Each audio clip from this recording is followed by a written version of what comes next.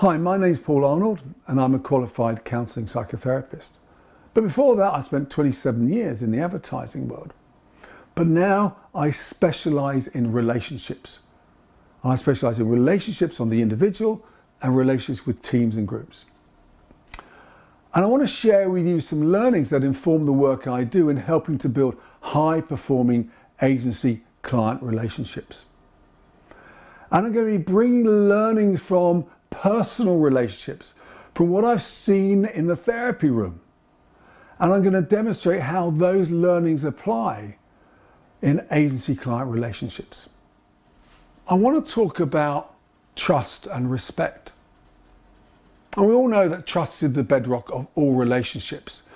And when trust leaves a relationship, people follow soon behind. Infidelity, broken promises, lack of transparency. I hear all the time in the therapy room. And we all know how trust is easily lost but hard won.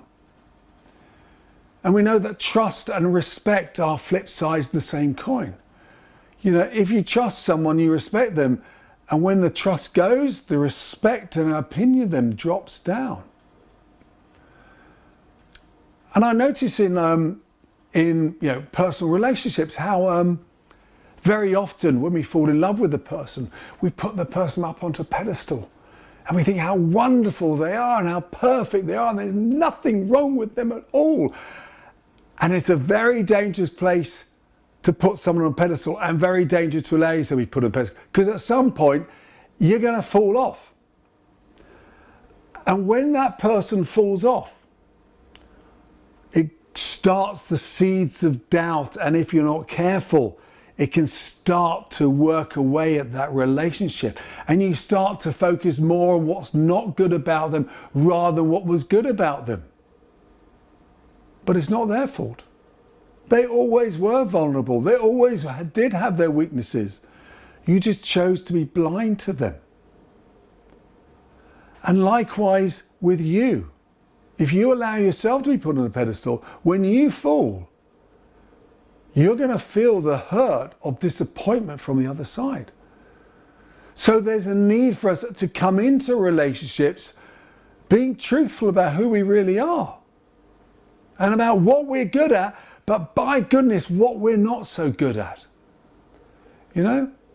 And I think the reality is we've really got to focus on actually what we're good at and not just what we're bad at. Look, we're all a mixture of good and bad. We're all great at certain things and lousy at other things.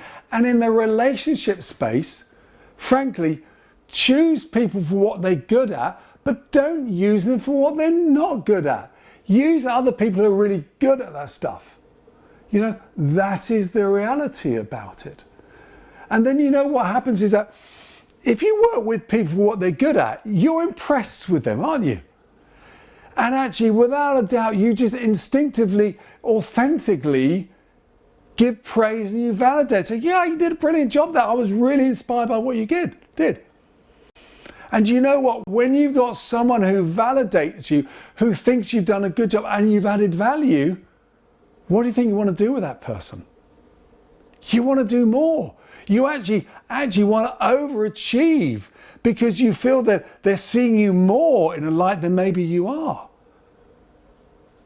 But when you're with a person who basically is finding fault in you, criticizing you, where's your energy? Where's your motivation? So the reality is, give people who are square-shaped, square projects to do, and round people, round projects to do. You know? And then at that point, then you know what? Everyone's going to be happy. And it's all going to work very swimmingly well. I want to bring in here a concept from a branch of psychotherapy which is called transactional analysis. Some of you may have heard about it. And it's a very simple concept, like we can often be in relationships at 3 different levels. We can be a parent, we can be an adult, or we can be a child.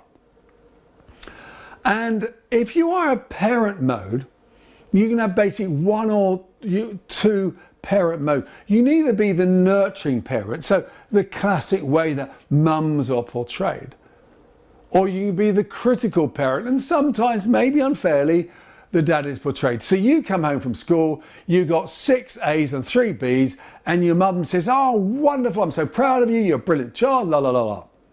And dad said, why didn't you get 9 A's, Now, the reality is that when that goes on, when someone takes a parental role with you, you instinctively become child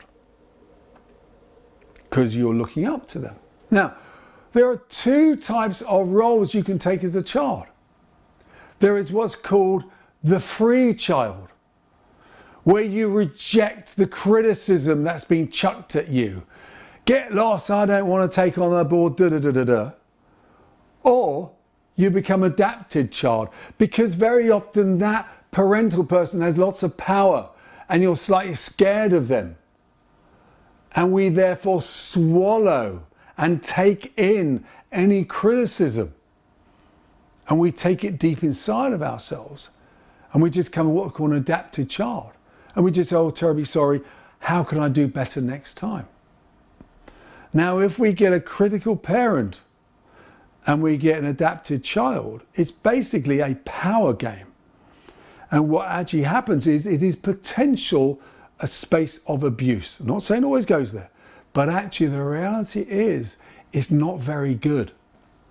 Because all that's going to happen is they're going to get caught up into, they get stuck and they feel like trapped and they can't be who they really are, and they feel scared and intimidated, and therefore they're worried about how to be, and therefore they're more constrained in what they can do, and therefore they fail to deliver yet again, and therefore there's a spiral that goes down. So in the agency-client relationship, we've really got to make sure that as the client, we're working as being a nurturing parent most of the time. I accept we may be doing that. Or even better, let's be adult together. Let's both be adults in a relationship, not judging. And actually, if you're the agency, don't allow yourself to be child. I don't become like free radical child where you're shouting and doing things like that. Let's get to an adult relationship. Let's be alongside each other rather than against each other. That is where the power and strength of really strong agency-client relationship, when we can break the power dynamics. And I'll talk more about power dynamics in another session.